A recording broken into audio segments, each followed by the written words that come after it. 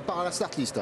Avec l'Allemand Roman Ries qui va lancer tout le monde. Alors initialement sur cette liste de départ, il y a 85 biathlètes, mais il y a plusieurs biathlètes qui déclarent forfait, notamment 3 Canadiens et un Biélorusse. On sait que pour les Canadiens, certains d'entre eux ont déclenché des tests positifs au Covid. On continue évidemment à surveiller cette situation de très près. Roman Ries, l'Allemand, qui va donc prendre le départ en première position.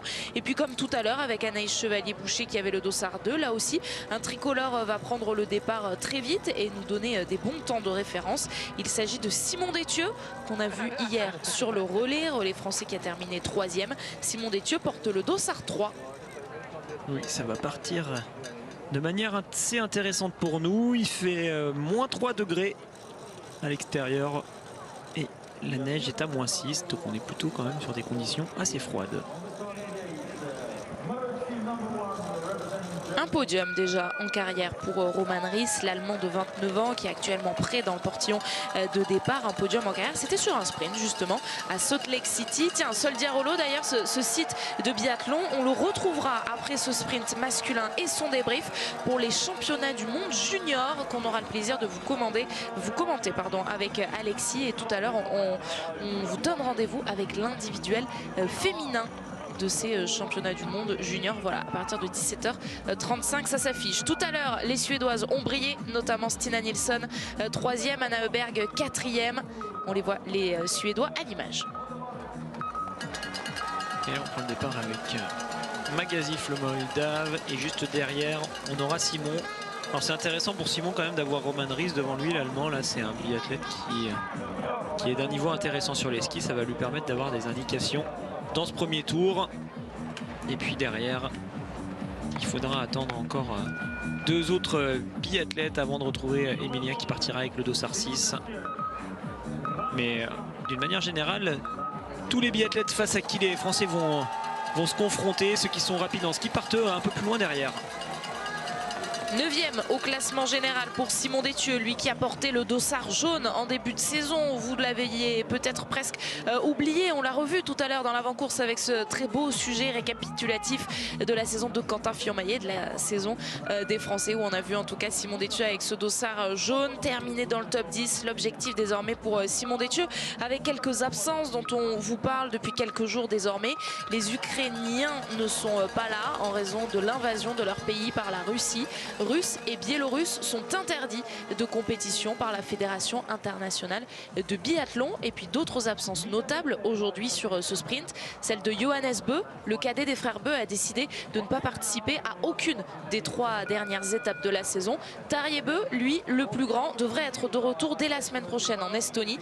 Il est actuellement malade et donc il se reprépare à nouveau. C'est pour ça qu'on ne le verra pas sur les 2 courses individuelles d'aujourd'hui, le sprint et celle de demain, la poursuite. Oui, et demain sur l'une des avant-courses, on s'attardera justement sur ce cas Johannes Bö pour essayer de décrypter un petit peu sa saison et expliquer entre autres pourquoi il a choisi de ne pas participer à cette fin de saison. Allez, Emilia est dans le portillon de départ. On va voir s'il est aussi rapide, aussi en forme que ce qu'il nous a montré hier. Ça semblait être vraiment pas mal du tout en termes d'état de forme. On lui souhaite donc la même chose.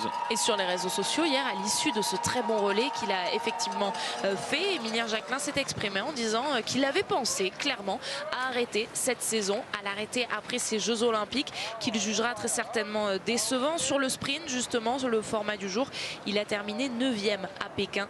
9e également de la poursuite le lendemain. Le palmarès sur ces Jeux de Pékin pour Émilien Jacquelin qui rentre quand même avec 2 médailles, l'argent sur le relais mixte et l'argent sur le relais par sexe. Oui, c'est sûr qu'il avait certainement d'autres ambitions au niveau individuel. Par contre, il ne faut pas qu'il les oublie, ces 2 médailles, ces 2 titres de vice-champion olympique, c'est quand même pas rien. Certes, ces 2 médailles collectives, mais ces 2 médailles qui vont le suivre toute sa vie, qui vont aussi lui ouvrir des portes peut-être dans son avenir, une fois qu'il aura quitté le biathlon. Le fait d'avoir quand même cette mention de double médaille olympique, ce n'est pas rien. Et voilà, peut-être qu'une fois qu'il aura vraiment fait le bilan à la fin de cette saison, pendant le printemps, il se rendra compte que c'était quand même très bien déjà d'être capable d'aller chercher 2 médailles pour lui et pour la France. Simon Détieux passe en tête sur le premier intermédiaire avec une toute petite avance sur Roman Ries. Vous nous l'avez décrit tout à l'heure, cet intermédiaire Alexis, vous en avez parlé lors de la course des filles. C'était la boucle de 2,5 km qui était utilisée par les biathlètes féminines. On a agrandi un petit peu tout ça et c'est la piste de 3,3 km qui est utilisée par les garçons sur ce sprint, puisqu'au total, ils vont la parcourir 3 fois et doivent boucler 10 km. On est sur une piste qui est quand même assez difficile, hein, cette piste de 3,3 km ici à Kontiolahti. Toujours le mur à monter. Là-dessus, on ne change pas. Par contre, quelques petites montées supplémentaires par rapport à la 2,5. La 2,5, les biathlètes, ils l'utiliseront demain pour la poursuite. Les filles, elles passeront sur une 2 km. Allez, ça va commencer à s'enchaîner un peu plus là au niveau des grands noms. On vient de voir Johannes Kuhn. On aura ensuite Sturla Laegred avec le 11. Strolia qu'il faut suivre sur cette fin de saison avec le 13, il nous fait de belles choses. C'est pas là pour la Finlande 14 et Samuel Elson surtout le 17, Quentin le 20.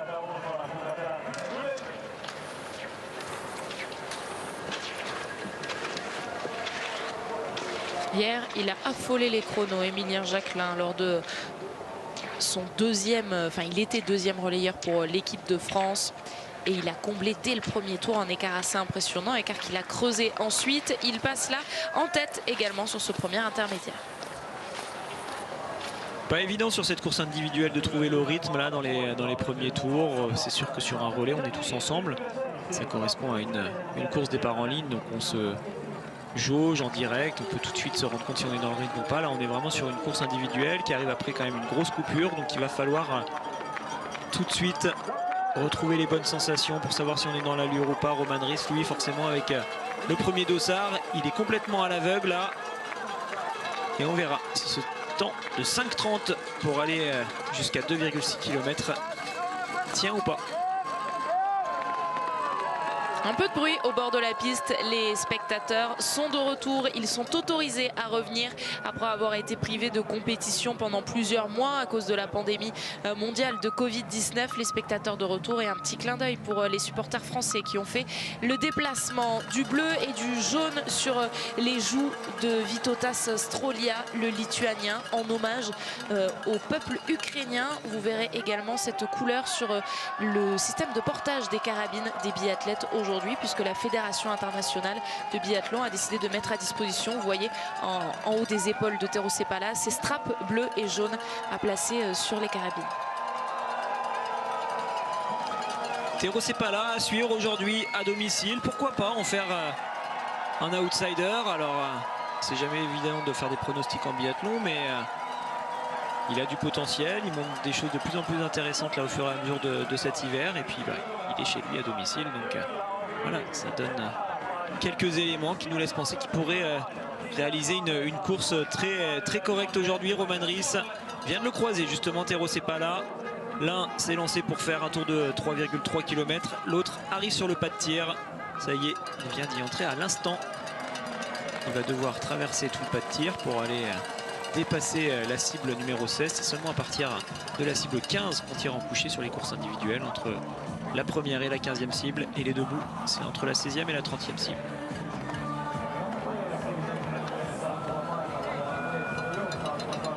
Deuxième tapis pour Roman Ries.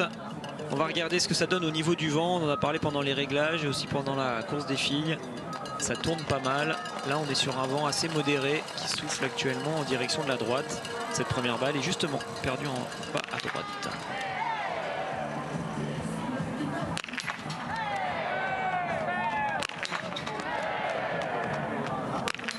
Et après sa première balle perdue en bas à droite, il a su rectifier son tir, Roman Ries, pour n'aller sur la note pénalité que pour un seul tour.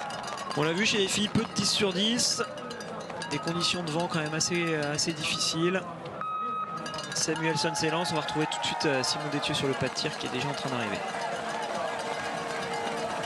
Samuelsson qui va continuer à se battre pour cette couleur bleue. C'est le meilleur jeune au classement général. Ce bleu qu'il porte sur son dossard et puis aussi ce dossard rouge. Pour l'instant, c'est lui le mieux placé pour aller chercher le petit globe du sprint. Mais c'est une avance infime. Un seul petit point d'avance. 229 points sur ce classement pour le Suédois. 228 points pour Quentin Fillon-Maillet, le Français. Pour son dossard bleu, il est face à deux Norvégiens, Sturla Laegred et Bakken pour ce classement des moins de 25 ans.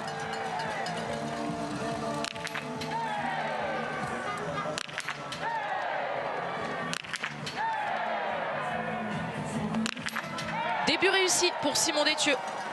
Et j'ai eu un peu peur parce que ça se décalait de plus en plus vers le bas gauche de la cible. Et puis finalement, d'un coup, il est remonté en haut à droite.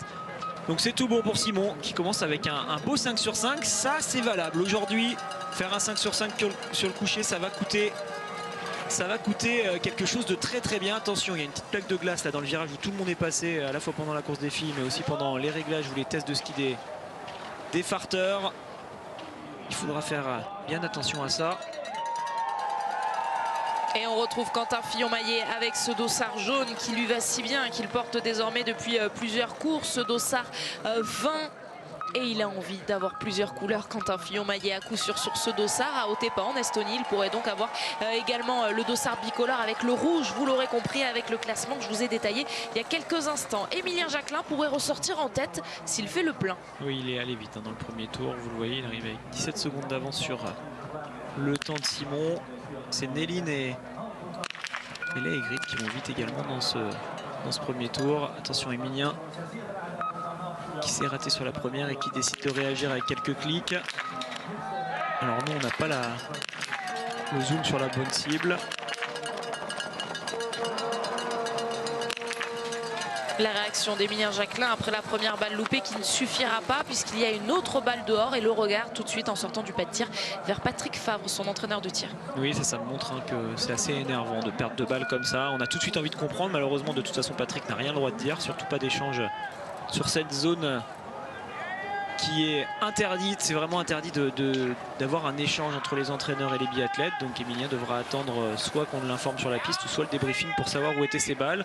Nous, on ne peut pas l'expliquer non plus puisqu'on n'avait pas de zoom sur les cibles. Donc je ne sais pas où ça a tapé. En tout cas, mauvaise opération sur ce premier tir pour Emilien qui repart donc avec 300 mètres à effectuer en plus sur la note pénalité. Denise Herrmann pour l'Allemagne était particulièrement bien tout à l'heure puisqu'elle a remporté cette course. La glisse semble être pas mal non plus pour Johannes Kuhn qui arrive sur ce pas de tir avec de l'avance. Oui, Emilien, il faut qu'il reste mobilisé. Là, il vient de ressortir à 30 secondes malgré ces 2 tours. Donc ça montre qu'il est pour l'instant très très bien sur les skis. Bien sûr, ça doit être frustrant d'avoir raté 2 balles comme ça. Il avait l'ambition, je pense, de jouer la victoire. Peut-être que désormais ça semble un peu compliqué, mais quand même avec 2 tours il peut être placé. Il y aurait une poursuite derrière, donc il y a encore de belles choses à aller chercher. C'est loin d'être terminé. Johannes Kuhn toujours face au vent. Lui aussi a décidé de faire quelques clics.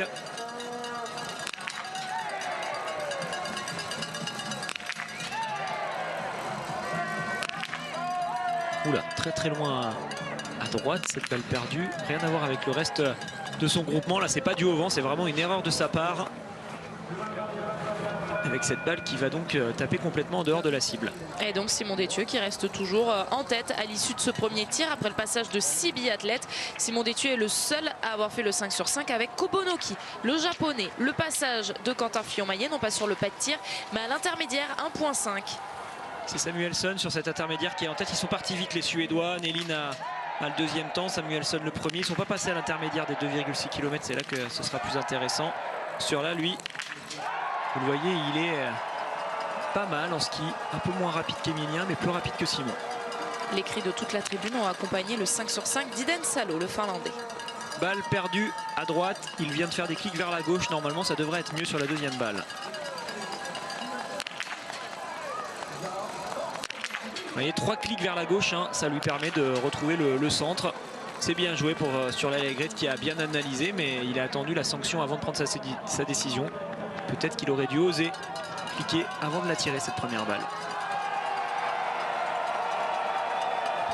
Un 5 sur 5 supplémentaire donc parmi les premiers biathlètes avec Iden Salo. On vous l'a dit, vous l'avez entendu, surtout avec les cris des supporters finlandais. Iden Salo est donc ressorti deuxième à 6 secondes de Simon Détieux, toujours en tête. Après ce premier tir, 9 biathlètes sont passés au révélateur du tir couché. Marie-Laure l'expliquait tout à l'heure en avant-course, le fait que certains biathlètes n'osent pas prendre cette décision de vraiment cliquer une bonne fois pour toutes avant d'engager leur tir.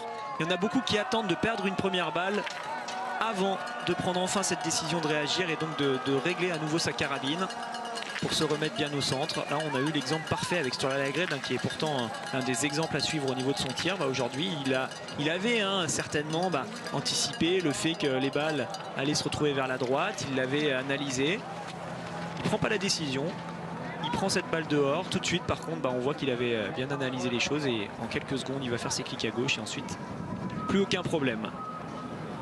Tero Seppala, vous le voyez, pour sortir en tête s'il réussit un 5 sur 5.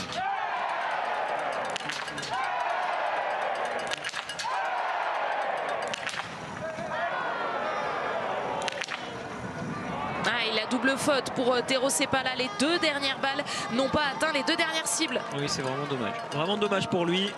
La belle course que je lui souhaitais n'arrivera pas. Ce sera en tout cas pas aussi bien que ce que ça pourrait être avec le niveau de base dont il dispose.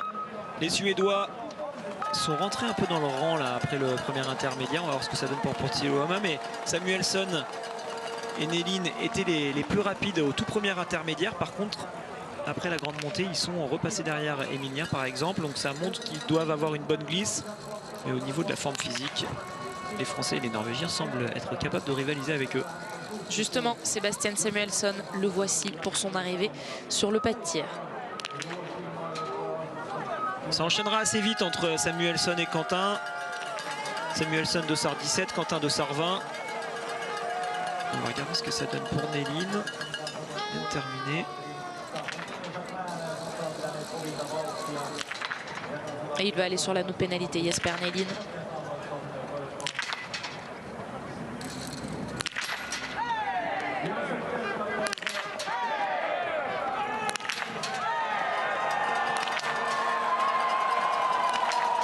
Contrairement à son compatriote Sebastian Samuelsson qui lui va pouvoir repartir tout de suite sur la piste et il va pouvoir repartir donc avec de l'avance. Il va passer devant Simon Détieux à la sortie de ce premier tir. Oui, vraiment beaucoup d'avance pour lui. Normalement, c'est le seul gros poisson, si on peut dire ça comme ça, qui réussit ce tir parfait. Alors Simon l'a réussi également, mais on le voit, il y a quand même 17 secondes entre les deux, donc ça montre que le Suédois va plus vite pour l'instant.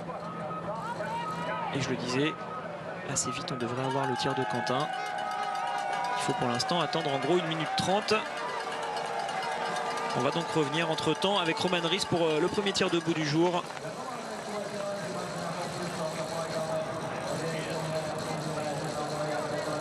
Alors que Quentin est juste à l'entrée de ce pas de tir.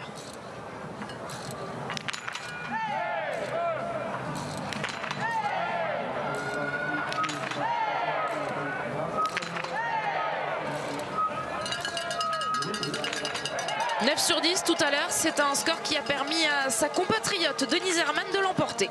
Une course de qualité je pense pour Roman Ries avec ce 9 sur 10. Ça va faire quelque chose de très intéressant. Ça va être un petit temps de passage pour l'instant. Temps de référence à prendre en compte. Allez, Quentin qui est actuellement sur son tir couché. Vous le voyez, Simon Détieux également en train de tirer, mais lui c'est debout.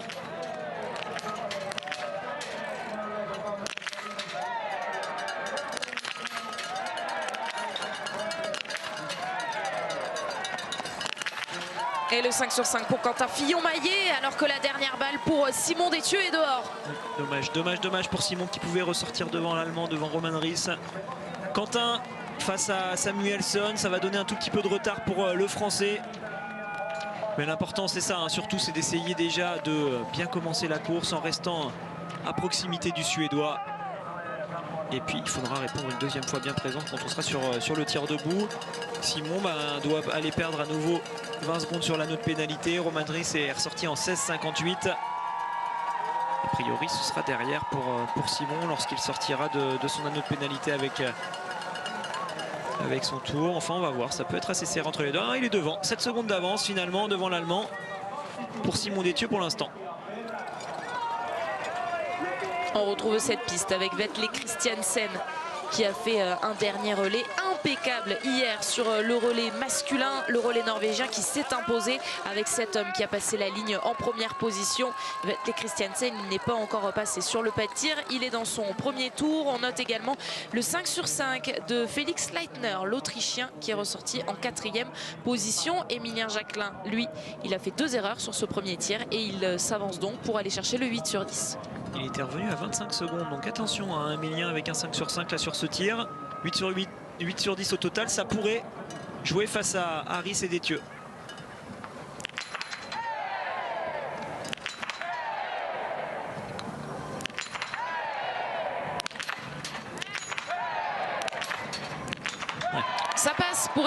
Jacquelin, on va se méfier de lui, dangereux jusqu'au bout. C'est vraiment bien qu'il ait réussi à faire ce sans faute.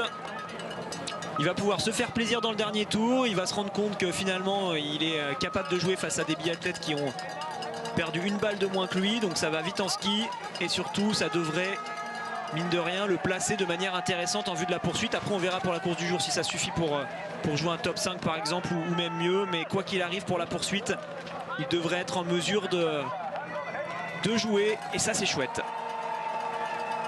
Derrière lui, on a vu Simon Eder pour l'Autriche ressortir. Lui, il ressortait de son premier tir. Simon Eder, il est en 6e position. Finalement, on a vu quelques erreurs chez les filles. Mais là, dès le premier tir, ça tire plutôt très bien pour les garçons. Avec sur les 10 premiers, un seul est à 4 sur 5 sur ce premier tir. Il s'agit de Sturla Laigred. Son compatriote coéquipier Vetle Christiansen s'installe. Il a l'air bien Christiansen là, sur cette course. Je l'ai trouvé très facile à la relance au sommet de la grande montée. Je ne sais pas si c'est une impression visuelle ou si c'est vraiment le cas. En tout cas, il est dans les temps là pour l'instant et malheureusement pour lui, il rate cette première balle.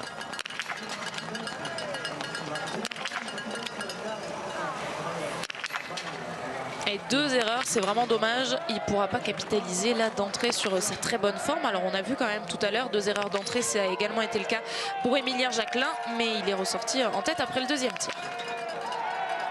Alors Johannes Kuhn va faire lui aussi un 9 sur 10. On va voir ce que ça donne face à Emilien, mais vous le voyez, hein, il a lui aussi un tour de moins qu'Emilien et pourtant il va être avec très peu d'avance s'il en a. Il sera peut-être même derrière, ça va se jouer à quelques secondes, si ouais, les 3-4 secondes d'avance sur le français. Ah non, c'est long hein, d'aller jusqu'à cet intermédiaire. Il est derrière alors que pourtant il a 150 mètres de moins dans les jambes. Ça montre à quel point Emilien est costaud pour l'instant sur ce début de course au niveau de son ski. Et toujours pas de 10 sur 10. Iden Salo n'y parvient pas non plus. 8 sur 10 pour lui. Alors je crois qu'on a Sturla actuellement sur le pas de tir. Il faut le surveiller parce que lui il peut ressortir avec de l'avance. Par contre il y aura 2 tours. Donc il va repasser derrière Emilien. Bakken je crois arrive sur le pas de tir. Est-ce que c'est bien lui le 29? Oui c'est lui. Donc c'est là aussi quelqu'un qu'il faut suivre.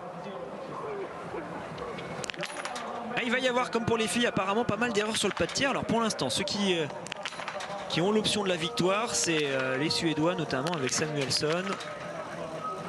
Il est devant tout le monde avec beaucoup d'avance. Il va revenir, il a le dossard 17, il va revenir dans quelques minutes sur ce pas de tir. On est actuellement avec le dossard 12 de Kretschmar. Il y a du monde sur ce pas de tir. On a vu Sivert Bakken donc qui a réalisé le plein. Kretschmar à l'image pour le 9 sur 10. Et voilà, c'est lui que je voulais vous annoncer également. Martin Ponsiloma qu'on a vu sur nos tablettes s'installer à cette cible 5. Ouais, on s'est dit qu'avec 2 tours, ça allait être compliqué pour Emilien sur la course du jour. Mais finalement, on se rend compte que c'est un petit peu le lot là pour tous les favoris. Alors certainement qu'il y en a un, ce sera peut-être Samuelsson, un ou deux qui vont aller chercher un 10 sur 10 ou un 9 sur 10. Mais pour tous les autres, le 8 sur 10 semble être la moyenne. Ça pourrait faire les affaires de notre Français. Il se bat face à Johannes Kuhn et Simon Détieux dans ce dernier tour. Bénédicte Doll, là aussi un client à surveiller, on le connaît bien désormais. Alors là on n'est pas sur la bonne cible forcément, la caméra a dû caler. Une erreur, une seule pour Bénédicte Doll qu'on va continuer à surveiller jusqu'au bout, donc jusqu'à ce deuxième et dernier tir. Deuxième et dernier tir sur lequel on attend les prétendants à la victoire et notamment cet homme, donc Sébastien Samuelsson qui arrive. Alors là par contre Samuelsson il fait un 10 sur 10. Il va faire mal parce qu'il est pour l'instant largement en tête de cette course et il est tout seul hein, quasiment. Il y a Quentin qui est à 15 secondes derrière lui sur l'intermédiaire des 4,8 km. Donc là on est entre les 2 tirs.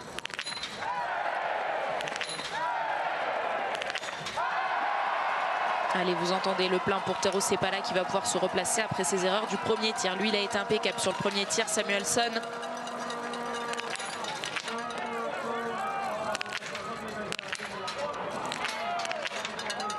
Oula, la double faute alliée, ça y est, il passe à 8 comme Emilien. C'est plus du tout la même chose. Là, ça redonne l'avantage à Quentin qui pourra peut-être aller chercher le meilleur score. Bravo Eric Lesser. D'ailleurs, Eric Lesser, un petit mot à dire sur lui. Hein. Il a fait quelque chose, il est en train de faire quelque chose de très particulier et presque même d'exceptionnel aujourd'hui. c'est qu'il a carrément donné le takeover, le contrôle de son Instagram et de ses réseaux sociaux à Merkushina, une biathlète ukrainienne, pour qu'elle puisse faire part de sa vision sans le filtre des médias de ce qui est en train de se passer actuellement en Ukraine. Donc c'est quand même un geste fort de la part d'Eric Lesser qui a 109 000 followers sur Instagram. Allez voir le compte avec des images, on vous prévient, particulièrement difficiles à voir et qu'on vous partagera très certainement tout au long de ce week-end. On en revient aux sportifs avec Roman Ries à l'image, avec le dossard 1, 9 sur 10. Donc aujourd'hui, tout logiquement, il offre ce temps de référence et ça va permettre de voir assez rapidement aussi où se trouve Simon Détieux qui va arriver ensuite. Mais d'abord, Quentin Fillon-Maillet, un mot également sur Samuelsson qui ressort du deuxième tir devant Émilien Jacquelin à 8 sur 10 tous les deux. Avec 4,7 secondes d'avance sur le français. Donc là on le comprend bien, c'est Quentin qui virtuellement est en tête. Mais ça c'est avant le tir. Pour rester devant, il faut aller chercher un 4 ou un 5.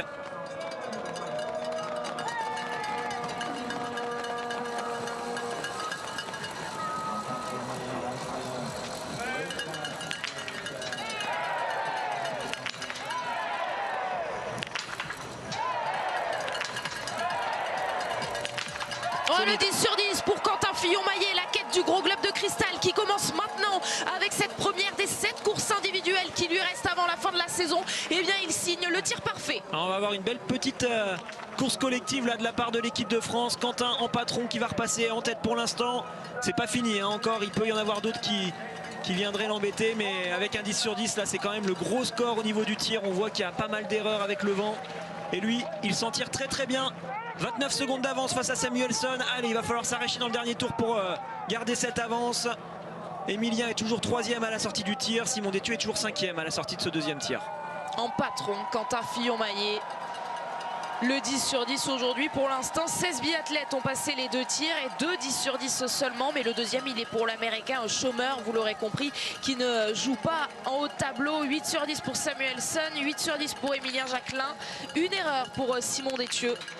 C'est Bakken pour l'instant le Norvégien qui est devant Quentin à la sortie du premier tir couché. Ils ont le même score, donc si Bakken réussit lui aussi un 10 sur 10, pourquoi pas avoir un match face à Quentin dans le dernier tour. Bravo à Leitner qui va lui aussi bien se placer.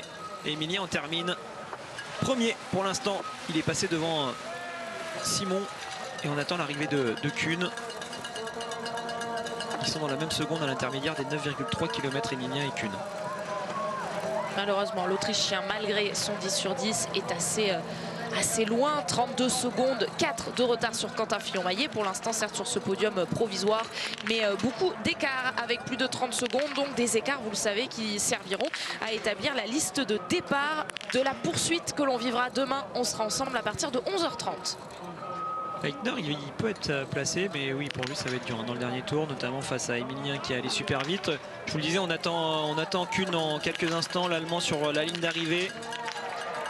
Pendant ce temps-là, on regarde le tir de Simon Eder, peut-être un 10 sur 10 là aussi. Bravo les Autrichiens qui les enchaînent. L'entraîneur forcément est content. Ah ouais, on a vu ce point, vraiment la satisfaction de la part de l'entraîneur de tir autrichien qui voit tour à tour et Félix Leitner et Simon Eder réaliser le 10 sur 10 dans des conditions particulières. En tout cas, ils sont peu à y parvenir. Et pour l'instant, le meilleur qui l'a réussi, c'est Quentin Fillon-Maillet, puisqu'il est en tête.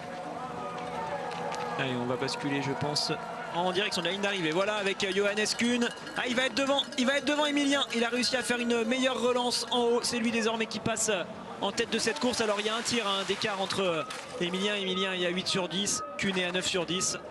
Mais l'Allemand s'est bien arraché là dans la dernière ligne droite pour repasser devant le Français. Avec un écart prometteur pour la poursuite de demain dont on vous parlait il y a quelques instants. 5 secondes, même pas d'écart entre Johannes Kuhn et Émilien Jacquelin sur cette ligne d'arrivée. L'Allemand a pour l'instant le meilleur chrono des 6 qui ont passé cette ligne d'arrivée. Quentin dans le dernier tour, donc c'est lui en tête avec a priori toujours une belle avance sur Samuelsson. Il y avait 29 secondes tout à l'heure, il y a toujours 29 secondes. On va rentrer dans la partie difficile, on va voir si Quentin reprend un peu d'avance. Et dans le tour précédent, donc on a le Norvégien Bakken qui est actuellement devant Quentin de 2 secondes. Il va arriver normalement avec le dossard 29. Bakken sur le pas de tir, vous le voyez, on est avec le 27 de Lucas Hofer. Donc dans moins d'une minute, on aura également le tir de Bakken.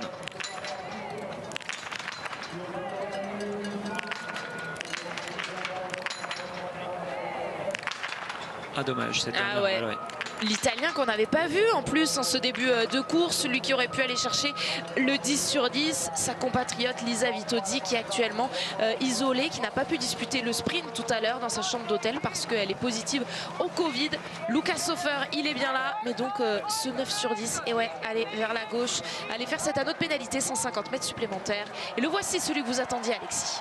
Il est là, Bakken, toujours dans les temps de Quentin. Il est passé derrière, il avait 2 secondes d'avance tout à l'heure. Désormais ils sont dans le même temps, mais attention, avec un 10 sur 10, il sera mieux renseigné, le Norvégien, dans son dernier tour.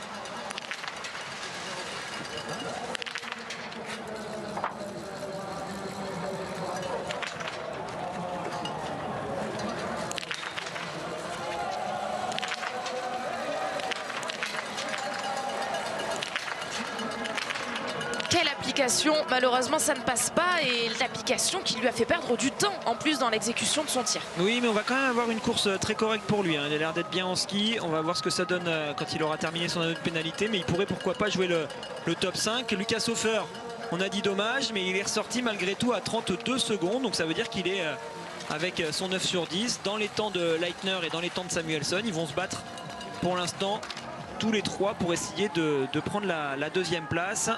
Alors Samuelsson, lui, il en est où de ses passages? Samuelsson, il est actuellement entre l'intermédiaire 8,2 et le 9,3. Il vient de passer le 9,3 à l'instant. C'est lui qui est en tête avec un tout petit peu d'avance sur Emilien. Samuelsson, il est en train de craquer. Enfin, il a plus de mal dans le dernier tour. Il est parti très très vite, mais on voit... Il perd quelques secondes en fin de course. Ça peut faire les affaires d'Emilien et de Johannes Kuhn qui peuvent lui repasser devant si le Suédois ne fait pas une magnifique relance en fin de tour. Et la dernière balle est dehors pour Martin Ponsiluoma. Il n'égalera donc pas le même score que Sebastian Samuelsson ou que Emilien Jacquelin. Ça fera une erreur de plus du 7 sur 10. Lui, il est à 8 sur 10 comme Emilien Jacquelin et Sebastian Samuelsson. Tero Sepala, qui pour l'instant est au pied de ce podium, 4e provisoire avec moins de 30 secondes de retard sur Johannes Kuhn. Il faut faire attention à Samuelsson, hein. Pour l'instant, on pense qu'il va être sur le podium, mais s'il ne passe pas sur la ligne d'arrivée devant Johannes Kuhn, ça peut tout changer, car derrière, il y a Lucas Hofer, qui est quelqu'un de très rapide dans un dernier tour. C'est là qu'il faut qu'il soit fort. Justement, on y est sur cette relance. Là, ensuite, il va tourner à droite et aller en direction de la ligne d'arrivée. Tout se joue maintenant pour lui. Il faut à tout prix qu'il passe devant Kuhn, sinon il risque de ne pas y être sur le podium aujourd'hui. Il n'est pas encore dans les sapinettes, Sebastian Samuelsson, et il a moins de 5 secondes. Ouais, c'est ça, il va être derrière. Je me fie à ce que vous disiez déjà tout à l'heure, Alexis, être dans les sapinettes avec un peine moins de 10 secondes. Et lui, il y est arrivé trop tard. Sebastian Samuelsson, 2 secondes 7 de retard sur Kuhn.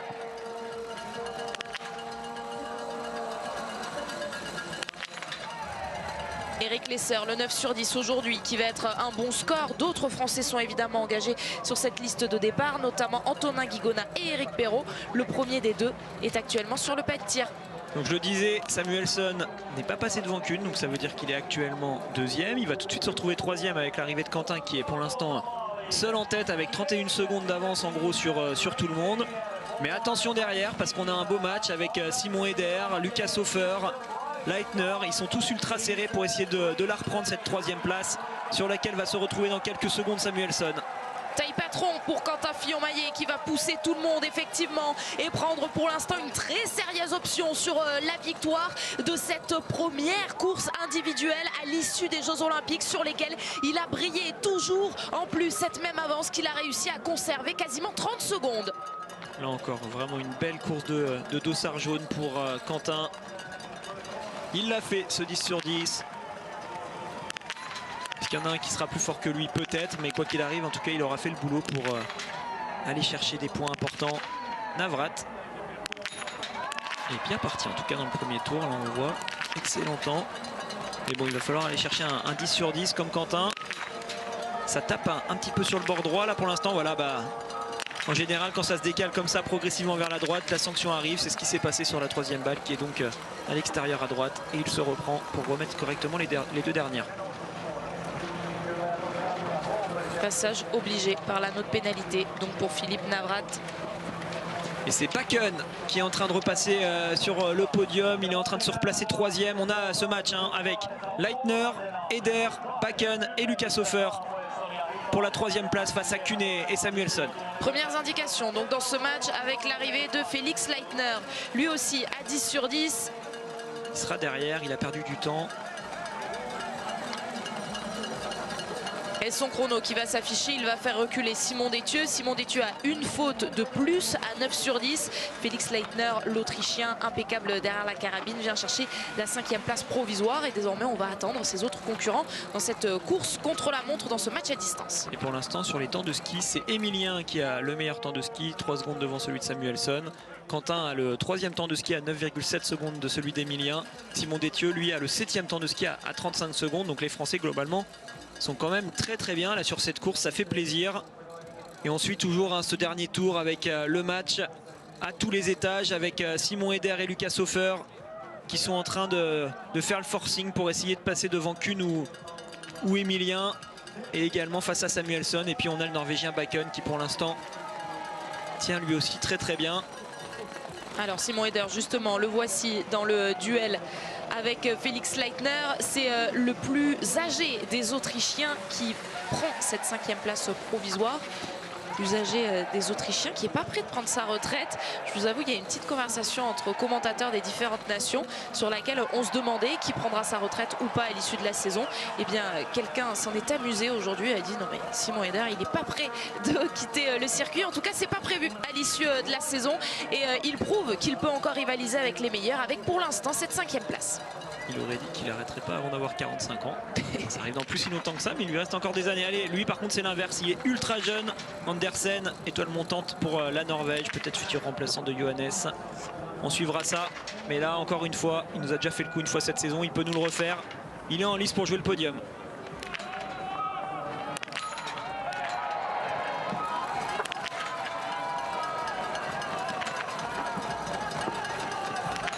Costaud. Il était déjà monté sur le podium, c'était sur le sprint du Grand Bornand. Est-ce qu'il va refaire le coup, Philippe Andersen? Oui, là il peut le faire le coup, hein. Il va ressortir a priori entre Quentin et Bakken avec une vingtaine de secondes de retard sur Quentin. Donc normalement pour la victoire ça devrait rester en faveur de Quentin, mais par contre il va avoir un beau match à mener désormais face à Samuelsson et Bakken pour essayer de se mettre sur le podium à 9,3 km. Justement Bakken lui passe 3e, il est 2 secondes derrière Samuelsson, mais on se rappelle Samuelsson il s'est ensuite fait doubler par Kuhn. C'est ultra serré là autour de cette 3e place. Ça va se jouer à rien du tout pour le Norvégien. D'abord on va avoir l'arrivée de Lucas Hofer qui a priori devrait plutôt terminer 6e ou 7e. Le podium, c'est impossible. Ça y est, avant même d'entamer cette dernière ligne droite d'arrivée, il est passé à côté. Lucas Hofer passé à côté du podium. Et pour l'instant, donc cette 5e place, il a bien jeté le ski. Lui, il le maîtrise. Ce geste, Lucas Hofer, 5e. Alors 6e ou 7e, je l'entends bien sûr avec le passage de Bakken et d'Andersen qui sont devant lui. Donc oui, pour l'instant, il est 5e, mais il risque de reculer de 2 places. On va voir ce que ça donne avec Bakken de Sar29 qui va arriver dans très peu de temps. Y aura-t-il d'autres 10 sur 10 dans cette course? Jake Brown aurait pu y prétendre. Il commet une erreur, l'Américain. Et tout de suite, on va la retrouver cette ligne d'arrivée parce que c'est vraiment là que ça se passe. Voilà, le Dossard 29, il est là. Allez, Bakken va-t-il être devant Johannes Kuhn ou derrière Samuelsson? Vous voyez, il n'y a pas beaucoup de place pour se mettre entre les deux. Ça va être normalement derrière l'Allemand qui vraiment a fini super fort. Mais pourquoi pas devant le Suédois? Ah oui, il sera devant avec 1 seconde 2 d'avance pour Bakken sur Sebastian Samuelsson. Il fait reculer le Suédois et c'est le Norvégien qui s'invite pour l'instant sur ce podium. Samuelsson en est tombé de ce siège éjectable. Par contre désormais c'est Bakken qui le récupère et on le sait, Andersen, son jeune compatriote. Alors ils n'ont pas beaucoup d'années d'écart, mais Andersen est quand même un peu plus jeune que Bakken. Ils sont tous les deux jeunes. Il faudra les surveiller donc pendant normalement quelques années, mais Andersen est devant avec un 10 sur 10. Il avait seulement 6 secondes d'avance. Bakken lui à 9 sur 10. Ça veut dire que normalement Bakken skie un petit peu plus vite. On verra si Andersen est capable de tenir dans ce dernier tour face ce gros groupe là qui est hyper condensé. Et il y en a un qui vient de se rajouter, en plus c'est le dossard 35, Pépé Femling est ressorti à 35 secondes. Il est dans les temps d'Emilien pour essayer de venir jouer le top 5. Sur le pas de tir, peut-être pour le 10 sur 10 avec Thomas Bormolini. Il y a quelques instants, Éric Perrault vient de le quitter, ce pas de tir. Sachez qu'il a fait une erreur sur son premier tir. On surveille les 2 derniers Français. Antonin Guigona, lui, a été impeccable sur son premier tir. On l'attend désormais sur le debout. Debout sur lequel Thomas Bormolini commet donc une faute. Il y en a eu pas mal quand même des 10 sur 10. En tout cas pour ceux qu'on considère plutôt comme des outsiders. Avec, je le disais, Femling, Eder, Leitner et Andersen passe toujours deuxième à l'intermédiaire des 8,2 km. Mais ça, c'est après la descente. C'est surtout sur celui des 9,3 qu'on l'attend. Il a toujours 6 secondes d'avance sur Samuelsson et 7 secondes d'avance sur Bakken. Et Johannes Kuhn, il a vraiment fait un dernier kilomètre absolument incroyable. Il est 4e à 32 secondes à 9,3 et sur la ligne d'arrivée, 700 mètres après, il est 2e.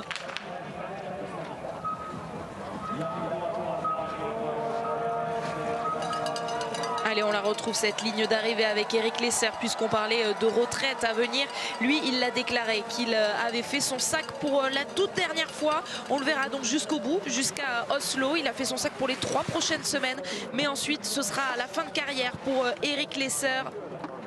L'Allemand de 33 ans, comme son numéro de dossard, passe là la ligne d'arrivée avec la 8e place provisoire. Oui, qui fait preuve d'altruisme sur cette saison. On se rappelle quand le Russe Latipov avait été coincé dans sa chambre d'hôtel à Oberhof suite à un test positif au Covid. Il lui avait prêté son vélo. Là, désormais, on vient de le dire, il donne le take-over, le contrôle de son Instagram à Merkushina, l'Ukrainienne. Donc, quelqu'un de bien, cet Eric Lesser. Et Femling, qu'on retrouve, je vous le disais, qui essaye de se bagarrer pour le top 5 actuellement sur le dernier intermédiaire. Il est passé en étant extrêmement bien placé. Et Antonin Guigona signe le 10 sur 10. Il y en a de partout sur cette course, il est dingue ce sprint. Allez, Femling, ça va être plutôt pour la 7e place provisoire face à Eder. Ça y est, c'est fait. On va avoir une poursuite bien condensée comme chez les filles. Et je regardais tout à l'heure, je parlais de Kuhn et de son dernier tour. Bah ouais, ça se confirme, c'est lui qui a le meilleur temps du dernier tour. Antonin vient de ressortir du pas de tir. En 12e position, à 35 secondes 8 de Quentin Fillon-Maillet. Alors Andersen n'est toujours pas passé à 9,3 km. Et c'est lui qu'on attend normalement pour la 2e place. C'est extrêmement serré face à Bakken, Emilien et Kuhn. Navrat pourrait pourquoi pas lui aussi venir se mettre dans cette bagarre. Là, s'il arrive à aller chercher un 5 sur 5, ça lui fera un 9 sur 10 et il a l'air d'être dans le coup sur les skis.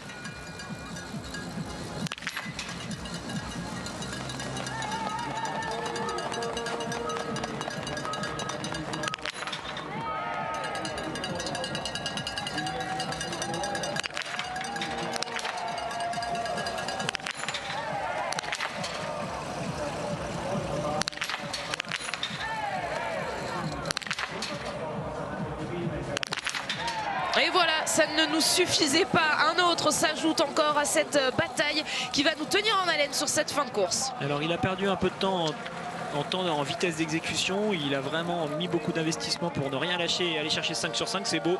Ça, c'est vraiment des attitudes à féliciter. Par contre, bah, forcément, il va se retrouver un peu plus loin que prévu. Et il va plutôt jouer le top 10 plutôt que le top 5 a priori. Et on va regarder tout de suite ce qui se passe en haut de cette grande montée avec Andersen qui passe encore en 2e position. Il skie bien dans le dernier tour. Là, il est épatant. Il est à 21 secondes. Désormais, ça veut dire qu'il a repris 2 secondes à Quentin. Il a 10 secondes d'avance sur Samuelsson. 11 secondes d'avance sur Bakken. Et c'est surtout face à Kuhn qu'il faut regarder. Il a 11 secondes d'avance sur Kuhn. Donc ça pourrait tenir ce coup-là, même si l'Allemand a fini très très fort. Et le voici, Philippe Andersen, pour aller franchir cette ligne d'arrivée en deuxième position, comme il l'était déjà deuxième au précédent intermédiaire, comme vous venez de le dire, Alexis, lui qui a déjà profité d'une victoire sur cette semaine en l'absence des frères Beu. Il était aligné sur le relais norvégien, relais vainqueur hier. Aujourd'hui, ce ne sera pas la victoire, elle sera très certainement française, la victoire, mais il pourrait s'offrir la meilleure performance de sa carrière avec cette deuxième place et un chrono qu'il a encore amélioré par rapport à Quentin Fillon-Maillet. Deuxième temps du dernier tour, ex aequo avec celui de Kuhn quasiment. Il a 22 ans ce gars-là. Vous pouvez le marquer et vous rappeler de lui parce que ces résultats qu'il nous fait un coup au mois de décembre et un coup là sur la dernière partie de la saison, c'est pas anodin. On va le revoir au temps de ski global. Il a le 8e temps de ski à 19 secondes aujourd'hui, Andersen, juste derrière celui de Bakken et celui de Sturla Leigred. Ils sont jeunes tous les trois, on va les avoir dans les pattes pendant longtemps voilà, pour l'équipe de France. Il y a vraiment une belle équipe qui est en train de se reconstituer en Norvège. Bien sûr, Johannes n'a pas encore arrêté, il ne fera pas la fin de la saison, mais on le retrouvera l'année prochaine. Mais on le voit, il y a beaucoup de jeunes qui sont en train de devenir de plus en plus réguliers. 22 ans pour Philippe Andersen qui a montré tout de suite, quelques secondes à peine après avoir passé cette ligne d'arrivée, son bandeau, vous l'avez constaté, aux couleurs de l'Ukraine avec cette couleur jaune et cette couleur bleue du drapeau ukrainien au moment où il a passé la ligne. Donc en deuxième position avec 18 secondes de retard sur Quentin Fillon-Maillet qui pourrait tenir, Quentin Fillon-Maillet, une nouvelle victoire. Alors là on est avant le premier tir, on remonte complètement à reculons dans cette course. On est avec Zobel qui est actuellement le 11e temps de ski du premier tour. Pourquoi pas venir faire un top 10 pour lui là sur cette course. On voit qu'au niveau du ski normalement il en manque un peu pour vraiment aller jouer la victoire. Et par contre avec un 10 sur 10 il pourrait se battre pour un top 10 ou pour un top 15 aujourd'hui. Ouais, top 10 ou top 15, et je viens de dire à l'instant Quentin Fillon-Maillet qui pourrait tenir la victoire parce que l'expérience en biathlon m'a appris l'humilité, mais quand même difficile de voir là quelqu'un passer devant Quentin Fillon-Maillet et le priver de ce succès. David Zobel, donc l'Allemand qui en plus a un problème. Oui, il a mal réarmé, du coup il va perdre 10 secondes pour prendre sa balle de pioche, en plus il la rate. Ah c'est dommage là, c'est des tout petits gestes anodins. Sur le coup on a l'impression que ça n'a pas d'importance, mais le fait d'avoir mal réarmé, bah voilà, ça l'oblige à aller chercher cette balle de pioche. Il sort de son tir, il se remobilise pas, et dans l'affaire c'est 40 secondes de perdu, 40 secondes sur la ligne d'arrivée. Je vais vous donner tout simplement ce que ça donne. Vous passez de la première à la 8e place en gros avec 40 secondes de perdu. Vladimir Iliev qui passe cette ligne d'arrivée en 12e position et toujours ce chrono donc par rapport à Quentin Fillon-Maillet, toujours en tête, 54 secondes pour le Bulgare. Et justement, Quentin Fillon-Maillet est en zone mixte en direct avec Tanguy Kérois et Pierre Esquer. Oui, Quentin, c'est le sprint parfait aujourd'hui, tir couché parfait, tir debout parfait, rapide sur la piste. Il y a difficile de faire mieux ou d'aller gratter 1 ou 2 secondes quelque part aujourd'hui. Ouais, ça paraît peut-être parfait d'extérieur, mais la forme en ski n'était pas exceptionnelle. Je n'ai pas eu les grosses sensations. Je pense que la piste est pas assez que c'est pas la piste que je préfère, avec une partie plutôt facile au début et une grosse difficulté à la fin. Et je préfère une piste qui lisse plutôt les efforts. Et j'ai eu de la chance sur mon tir debout avec 2 balles qui sont pas loin du bord, donc c'est pas parfait, mais en tout cas voilà, moi le but après les Jeux c'est de continuer à faire de belles courses en vue du général et en vue aussi de continuer sur cette belle dynamique, donc content de faire cette victoire aujourd'hui, c'est super. Et non, je suis super content parce que voilà, je coche l'objectif de la journée qui était de continuer sur cette belle lancée, et voilà, c'est parfait. Puis on banalise les choses, vous le premier en disant qu'il y a des petites erreurs et des choses à corriger, mais ça reste une victoire en Coupe du Monde et c'est pas rien, ça compte à la fin les victoires en Coupe du Monde. Je vois les choses jusqu'au bout des choses, je vois pas seulement le résultat mais la manière dont je les ai faites. Et aujourd'hui je suis pas 100% satisfait de ma course, mais je suis 100% satisfait du résultat. Donc voilà, on va un peu plus loin que seulement le résultat, mais voilà, aujourd'hui c'est parfait parce que je mets encore de gros points au général face à mes adversaires, et voilà, c'est juste parfait en vue aussi de la poursuite pour demain. quand on regarde justement les temps de ski, on se rend compte que les 3 premiers du classement général de la Coupe du Monde sont les 3 meilleurs temps de ski aujourd'hui, avec Émilien Jacquelin meilleur temps, Samuelsson deuxième et vous troisième à 9 secondes. Donc les hommes en forme de la saison sont en forme aussi sur les dernières semaines. Bah ouais, c'est clair que c'est cool. Voilà, c'est clair qu'il manque encore quelques athlètes.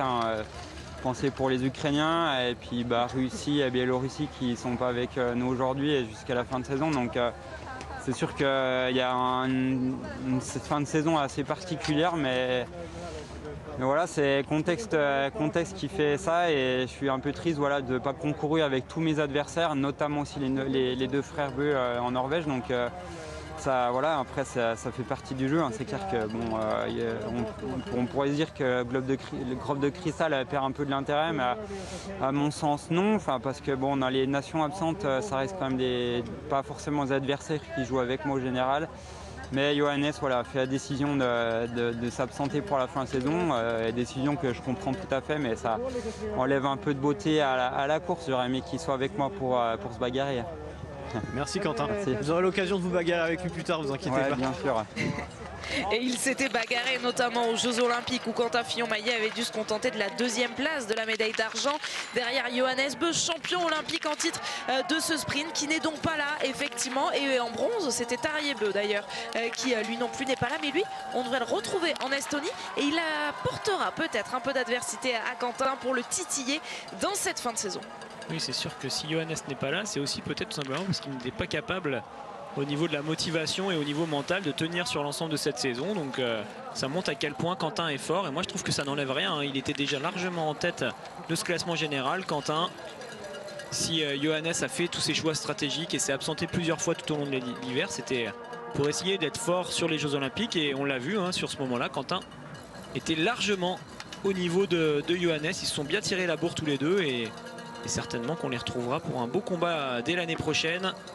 Alors on va se méfier justement des Norvégiens, on parle d'eux, il y a Aspenes qui est quand même bien placé là, le Norvégien, il y a également le frère Andersen qui est pas mal, donc on peut vraiment avoir des petites surprises en tout cas pour le top 10 sur cette fin de course avec ces 2 Norvégiens. Eh bien ce qu'on va faire, c'est qu'on va marquer une page de pub assez rapidement et on se retrouve comme ça pour vivre ensemble la fin de cette course, ces derniers enjeux et puis on l'espère, ça devrait tenir hein. Voir Quentin Fillon-Maillet sur la plus haute marche du podium. Soyez bien avec nous au retour de la pub, à tout de suite.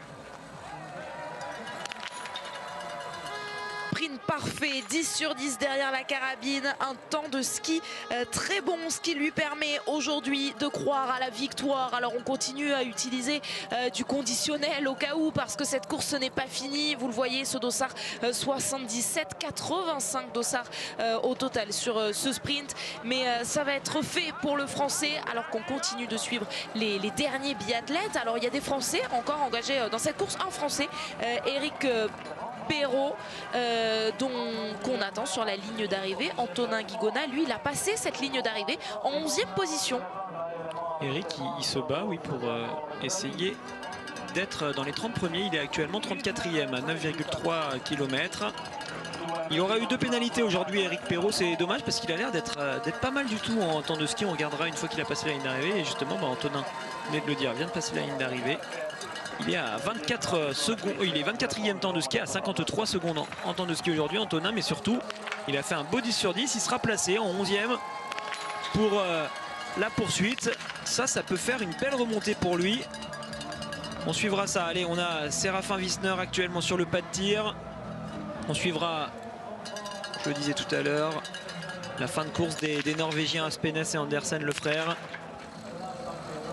Il est là, Aspenes, vous venez de le voir à l'instant apparaître à l'image furtivement. C'est lui qu'on va suivre, je pense, très vite une fois qu'on va changer parce que Wisner est en train de se rater.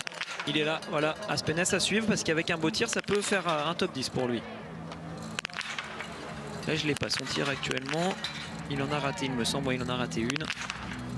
2. Et ça fera 2 erreurs. Le 8 sur 10 aujourd'hui pour Sverre Aspenes, qu'on a suivi, notamment si vous étiez avec nous sur les championnats d'Europe où il avait remporté l'or et sur l'individuel et sur la poursuite. Et bien demain, il aura une cartouche justement, une carte à jouer sur la poursuite. Il devrait être là, terminé parmi les 60 premiers, mais avant d'en terminer, il doit donc aller sur cet anneau de pénalité. Oui, il y a quand même quelque chose d'important important à jouer pour les Norvégiens. Donc voilà le frère Alexander Andersen qui est plus grand que celui qui est actuellement deuxième. Il est plus âgé mais il est malgré tout derrière. En fait on a une bagarre entre ces trois-là pour intégrer l'équipe de France A de Norvège. L'équipe de France A, l'équipe de Norvège A en vue de la préparation qui va arriver très vite. On a cette ouverture d'un quota supplémentaire finalement avec l'absence de Johannes. Donc on peut les faire monter. En plus Tarier n'est pas là sur celle-ci. Donc voilà, ils sont tous les trois. Mais il n'y aura pas de la place pour tout le monde dans l'équipe. Ils sont obligés de montrer de belles choses. Et quand on voit que Philippe, lui, fait deuxième aujourd'hui, on se pose plus vraiment la question. C'est son deuxième podium cet hiver. Donc il en fera partie de cette équipe A de Norvège. Par contre, pour Aspenes et donc son frère Alexander qu'on a à l'image, il va falloir montrer le super résultat qui donnera la confiance nécessaire pour les entraîneurs. Il va aller la chercher cette ligne d'arrivée, Alexander Andersen. On le suit jusqu'au dans les tout derniers mètres.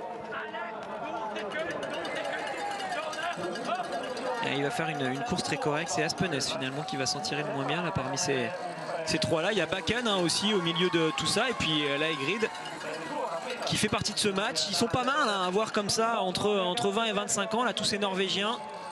Il va y avoir une grosse bagarre en interne pour faire partie de cette équipe dans le futur. Meilleure performance en carrière, 11e. C'était sur un sprint déjà à Ruhpolding, juste avant les Jeux Olympiques. Alexander Andersen n'égalera pas cette performance aujourd'hui. Il termine 25e provisoire. Oui, rien du tout. De faire un gros coup pour lui aussi. On a eu les doubles podiums avec les frères Beu. Peut-être qu'un jour on aura les doubles podiums avec les frères Andersen. On suivra ça. Il a 23 ans. Bakken. Philippe Andersen, il a 22 ans. Je vais vous donner un peu tous les noms, comme ça au moins on sait de quoi on parle. Sur la Laegrid, il a 25 ans. Christiansen, lui c'est beaucoup plus âgé, il a 29 ans. Et Alexander Andersen, lui c'est 24 ans. Et Aspenes, pareil, c'est 24 ou 25 ans.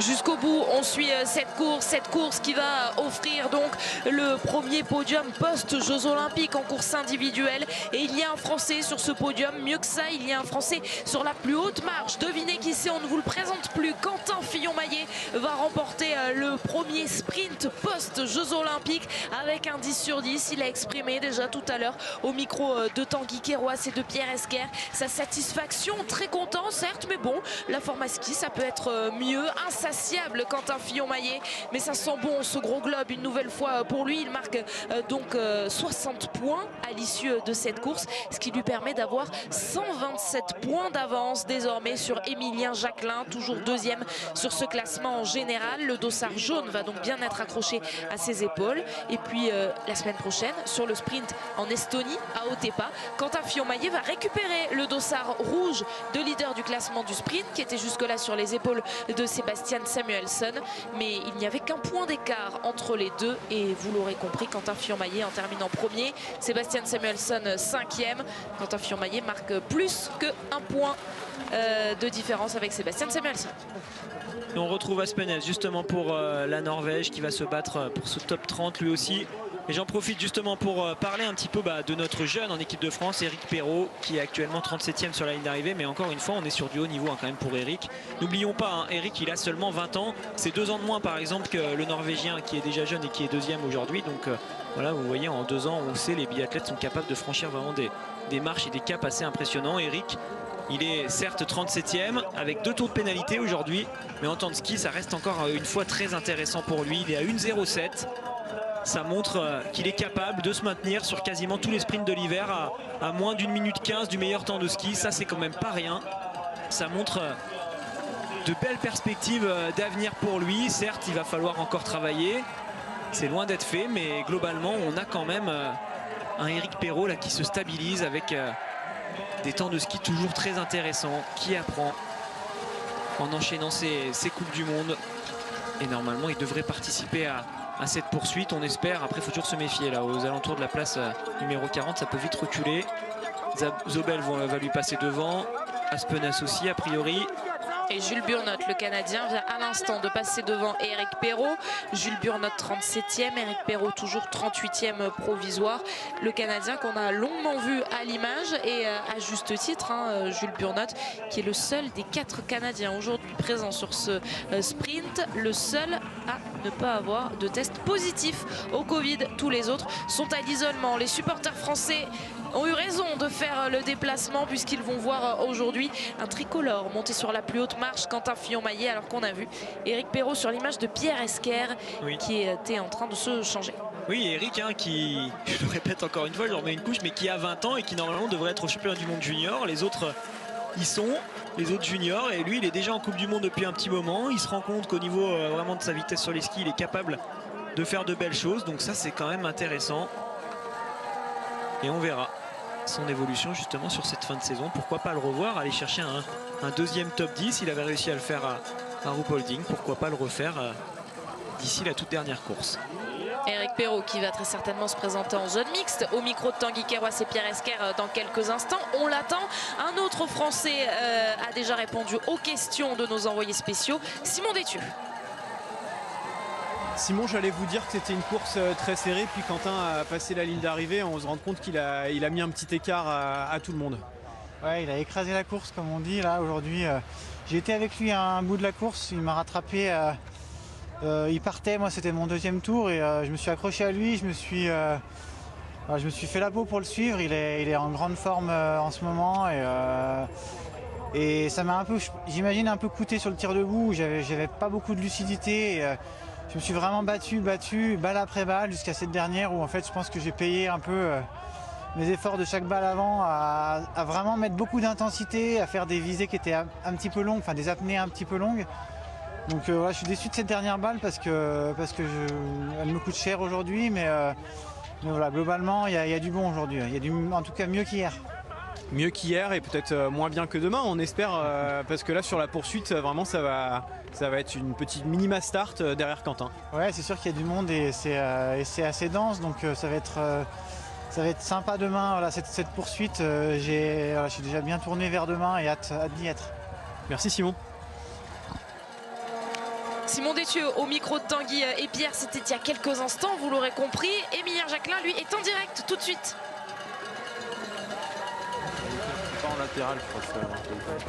Voilà, les gens auront la fin du débrief qu'on faisait en off. On parlait des clics. Effectivement, il y a petite difficulté sur le tir couché. Vous avez fait vos réglages au début des réglages. Le vent a un petit peu changé. Il a fallu rectifier tout ça. Et puis finalement, il y a quand même une balle qui s'échappe. Ouais, c'est ça. Lors des essais, il y avait un vent qui était plus fort en tout cas que lorsque je suis arrivé au pas de tir pour ce tir couché. Donc j'ai mis 2 clics à gauche pour recréer les conditions de vent des réglages et lorsque je rate la première balle, je me suis dit que finalement c'était peut-être pas le bon choix, donc j'ai enlevé ces clics et en fait il s'agit de ce que j'ai compris de 2 balles qui sont basses. Voilà, donc à débriefer avec le coach, mais j'ai essayé de faire ce que j'avais à faire et je suis content en tout cas de m'être accroché et de faire une belle course quand même. Vous avez le meilleur temps de ski de ce sprint. Ça fait un petit moment qu'on vous avait pas vu en haut des tableaux sur les temps de ski. Ouais. Ce qu'on voit aussi, c'est que sur le relais, vous avez eu du mal à finir et qu'aujourd'hui, vous avez encore un bon temps dans le dernier tour. Ouais, je suis très content. C'est vrai que sur le mois de décembre, j'en ai fait pas mal des meilleurs temps de ski.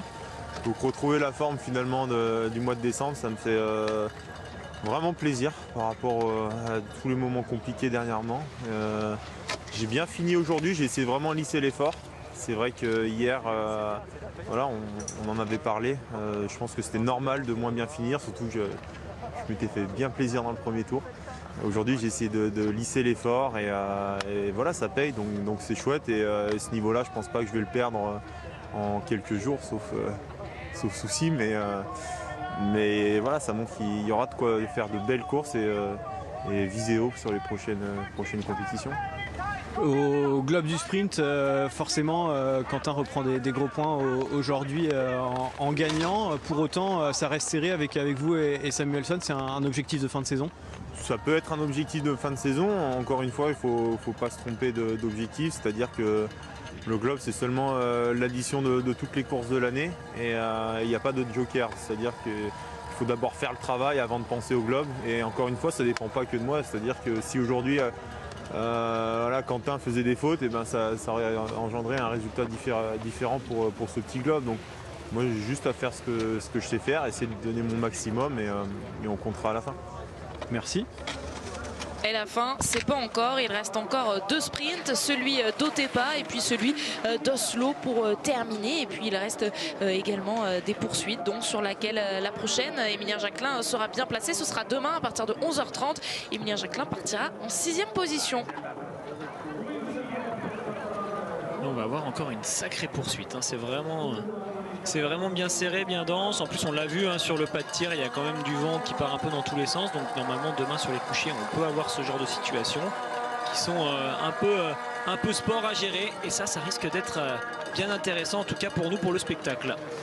Les poursuites formidables, demain on y sera à partir de 11h30, mais tout de suite c'est le débrief et le podium à vivre en direct. Monsieur Quentin Fillon-Maillet sur la plus haute marche du podium et qui accentue son avance au classement général en vue du gros globe. Débrief complet avec le podium en direct, c'est tout de suite, ça nous emmènera jusqu'à 17h35 et les championnats du monde junior avec la française Océane Michelon, le multiplex Ligue 2 ensuite et votre soirée perche à Rouen à partir de 21h10, le match entre les frères Lavillény. A tout de suite avec Quentin Fillon-Maillet.